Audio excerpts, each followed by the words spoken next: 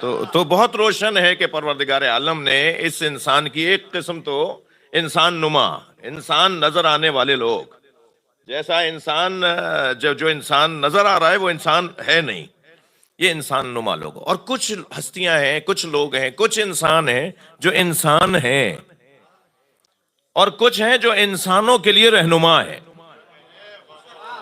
ہیں وہ بھی انسانی پیکر میں، مگر خبردار جو انسانوں کے لیے رہنما لوگ ہیں نا وہ انسانی پیکر میں ہیں، مگر ان کی حقیقت انسانی نہیں ہے۔ اللہ کرے میری بات منتقل ہو۔ ان کی حقیقت انسانی نہیں ہے، ان کی حقیقت نور ہے، وہ نوری وجود ہے، انسان کے پیکر میں اس لیے ڈھلے کہ انسان مانوس ہو جائے۔ یہ اگر انسانی پیکر میں نہیں ہوتے تو انسان مانوس نہیں ہوتا، جیسے انسان کسی اور وجود سے مانوس نہیں ہوتا، مگر وہ انسانی حقیقت نہیں رکھتے، ان کی نوع جو ہے وہ حیوان ناطق نہیں ہے۔ جی بحث کی آیت اللہ جوادی عاملی نے کہ یہ انسان کی جو ائمہ اہل بیت ہیں، جو خود سرکار کی ذات ہیں، ان کی جو نوع ہے، نوع تعریف جو انسان کے لیے آئی ہے نا، ہوا حیوان الناطق، توجہ ہے، ہوا حیوان الناطق، الانسان ہوا حیوان الناطق، انسان ایک سمجھدار حیوان ہے۔ یہ تعریف نبی کے لیے اور آل نبی کے لیے نہیں ہے، حیوان ناطق والی تعریف ان کے لیے نہیں ہے، بلکہ آیت اللہ جوادی عاملی فرماتے ہیں ہوا انسان ہوا ہے انسان حامد، ایک ایسا انسان جو ہمیشہ مسلسل اس کا وجود حمد میں مصروف رہتا ہے،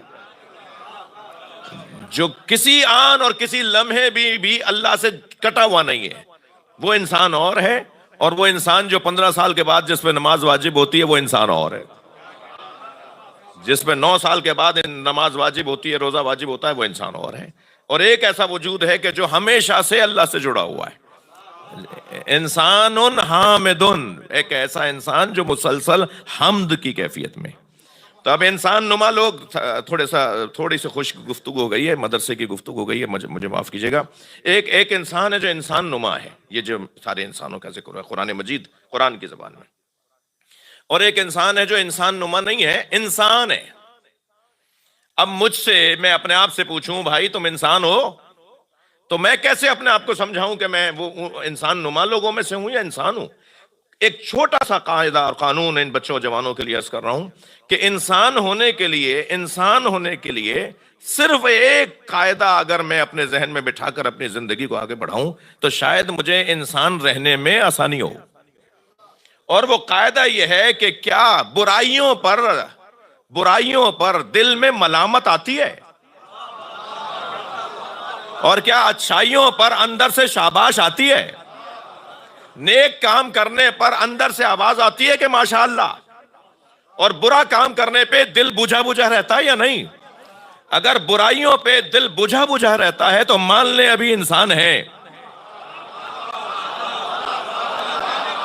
صلوات پڑھ لیں محمد و آل محمد۔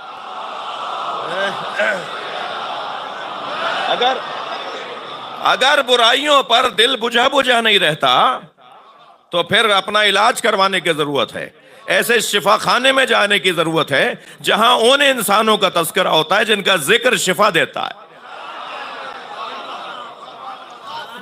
اپنے آپ کو دوبارہ سے بہتر کرنا ہے بھائی، یہ ہوتا ہے کینسر کا بھی علاج ہے۔ صلوات پڑھیں ذرا محمد و آل محمد۔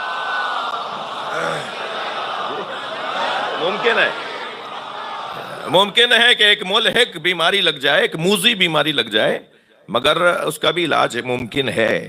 ہاں بعض اوقات ایسا ہوگا کہ نہیں اب علاج ممکن نہیں ہے، اب تو اس عضو بدن کو کاٹ کے ہی پھینکنا پڑے گا، جی اب تو یہ ہاتھ کٹے گا، اب تو یہ ٹانگ کٹے گی، اب تو یہ انسان ہونے والا نہیں ہے۔ اور جو موذی اس طرح کی بیماری ہو جائے کہ جس میں اب حل ہی یہ ہے، 1 2 3 4 5 سارے ڈاکٹروں نے کہہ دیا، سیکنڈ اوپینین لے لی، فلاں سے پوچھ لیا، ہر جہان سے پوچھ لیا، سب نے کہا صاحب اب اس کا علاج ہونے والا نہیں ہے۔ جس کا علاج، توجہ چاہوں گا، جس کا علاج ہی ممکن نہ ہو وہ گویا مردہ ہے، ٹھیک ہے، اسے کاٹ کے پھینکنا ہی ہے۔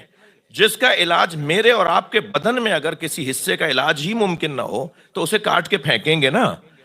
اگر کوئی وجود اتنا بیماریوں کا مجموعہ بن جائے کہ بس اس کا تو آخرش یہ ہے کہ ابھی مرنے والا ہے، تو عزیزان گرامی، جیسے میرے اور آپ کے بدن کے اندر کچھ ایسی کیفیات ہوتی ہیں، ایسے معاشرے میں کچھ انسان بھی ہوتے ہیں کہ اب ان کا کوئی حل نہیں ہے، ان کو کوئی شفا نہیں ملے گی۔ اب ان لوگوں کا کیا کروں جو یزید کے وکیل مدافع بنے ہوئے ہیں،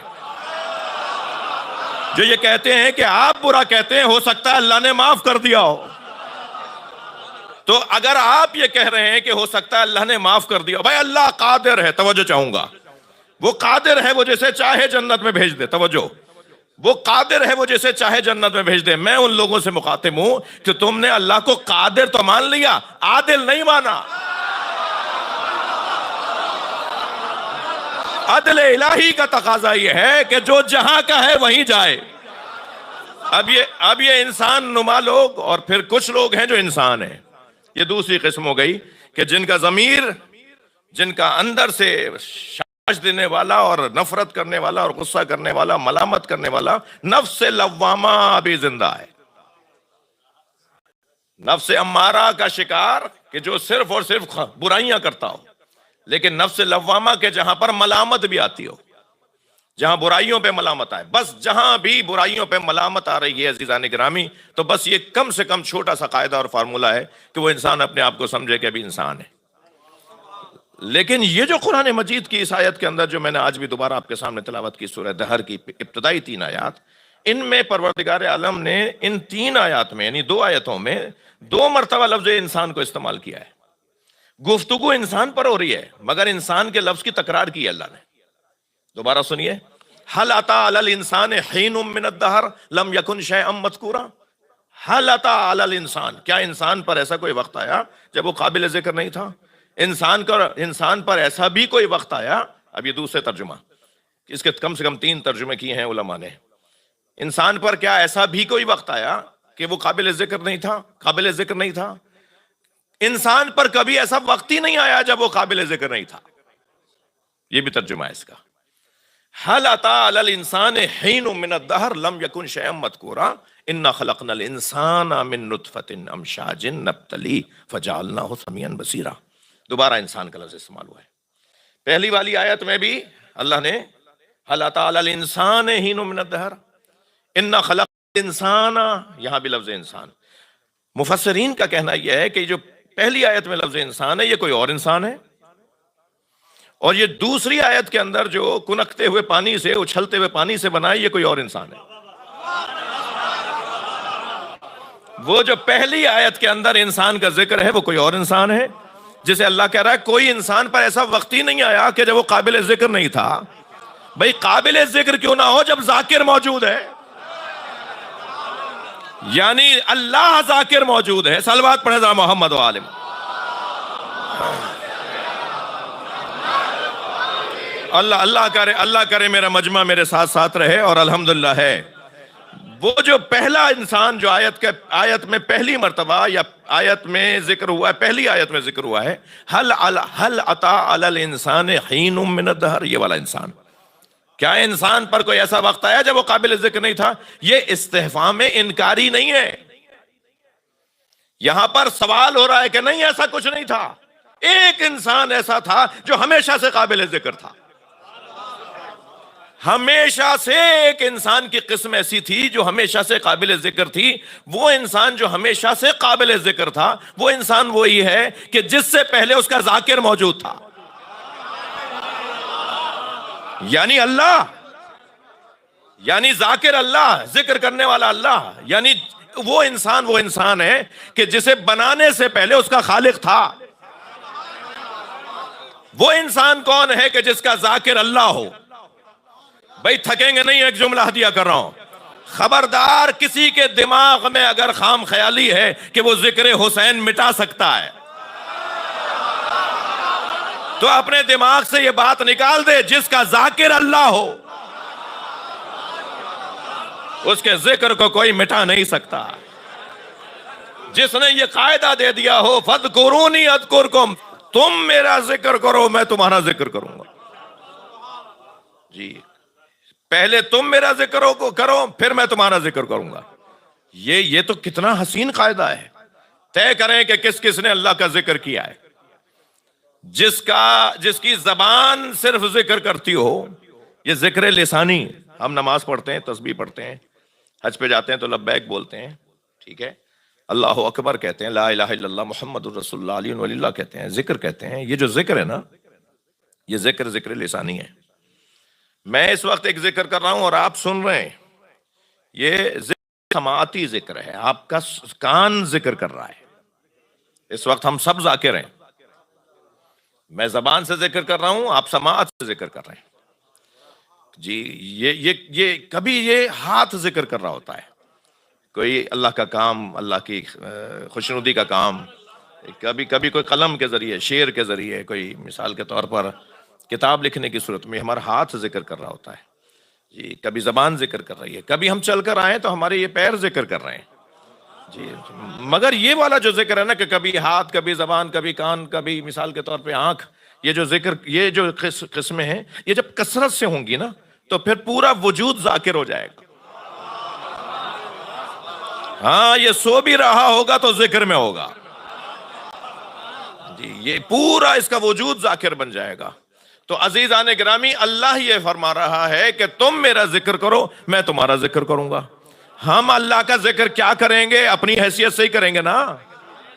جتنی ہمارے اندر صلاحیت ہے، جتنا ہمارے اندر دم ہے، اتنا ہی ہمیں اللہ کا ذکر کریں گے. اور جب اللہ ذکر کرے گا تو وہاں بھی تو یہی قاعدہ ہے، ہم اپنی حیثیت سے اللہ کا ذکر کریں گے، وہ اپنی حیثیت سے کرے گا. اور جب وہ اپنی حیثیت سے کرے گا تو کوئی دنیا کی طاقت یہ ذکر مٹانا چاہے تو اللہ کی طاقت سے تو بڑی طاقت کوئی نہیں ہے. پھر وہ رستے نکالے گا، پھر وہ طریقے نکالے گا کہ کہاں کہاں ذکر ہو سکتا ہے، کیسے کیسے ذکر ہو سکتا ہے. تو یہ مجھے بتائیے کہ اللہ کا ذکر کرنے پر اللہ کہہ رہا ہے کہ میں تمہارا ذکر کروں گا. تو ذاکروں میں ذرا جنہوں نے اللہ کا ذکر کیا ہو، ان میں ذرا تاریخ تو ڈھونڈیے. اللہ کا ذکر کرنے والوں میں سب سے بڑا نام حضرت ابراہیم کا ہے. سب سے بڑے ذاکر الہی حضرت ابراہیم ہے، جنہوں نے ہر آن ہر لمحے اللہ کو یاد رکھا. ذکر کا ایک معنی ہے یاد آوری بھی ہے. ذکر ایک مرتبہ، یہ جو ہم کر رہے ہیں یہ ذکر ہے، ایک مرتبہ یاد رکھنا بھی ذکر ہے. ذکر فإن الذکر تنفع المؤمنین، قرآن کہہ رہا ہے. جی بار بار دہراؤ، بار بار دہرانے سے مومنین کو فائدہ ہوگا. جسے ہم تذکر بھی کہتے ہیں، ٹھیک ہے، یاد آوری بھی کہتے ہیں، توجہ دلانا بھی کہتے ہیں. یہ توجہ بھی ذکر ہے، یہ سوچ لینا بھی ذکر ہے. تو سب سے بڑا وجود جس نے اللہ کا سب سے زیادہ ذکر کیا ہے وہ حضرت ابراہیم ہے. جانور قربان کر دیے، اپنی جان دے دی، اپنے بچے کے گلے پہ چھری چلا دی. اور جو کامیاب ذاکرین گزرے ہیں، یعنی اللہ کی یاد میں جنہوں نے زندگی گزاری ہے، وہ کامیابی، ان کی کامیابی میں ان کی خانوادے کا بھی حصہ ہے. لہٰذا آپ ذرا کچھ دیر کے لیے تو تصور کریں، میری ماں بہنیں بیٹیاں بھی آئی ہوئی ہیں مجلس میں، کہ حضرت ابراہیم نے جب بے آب و گیاہ سرزمین پر، غیر ذی زر سرزمین پر، حضرت ہاجرہ کو اور حضرت اسماعیل کو جو دودھ پیتے تھے، جو گود کے تھے، انہیں جب اتارا یہاں جہاں آج مکہ ہے، جو مکہ شہر ہے، جہاں صفا و مروہ ہے، جہاں زمزم ہے، اس جگہ جہاں خانہ کعبہ کی دیواروں کو، پھر حضرت اسماعیل تو جوان ہوں گے جب بابا کے ساتھ مل کے خانہ کعبہ بنائیں گے نا. خانہ کعبہ جو حضرت آدم نے بنایا تھا، وہ زمین میں اس کی بنیادیں تھیں مگر نظر نہیں آتی تھی جگہ. پھر اللہ نے حکم دیا تھا حضرت ابراہیم کو اور حضرت اسماعیل کو کہ تم دونوں مل کے کعبے کو دوبارہ سے تعمیر کرو.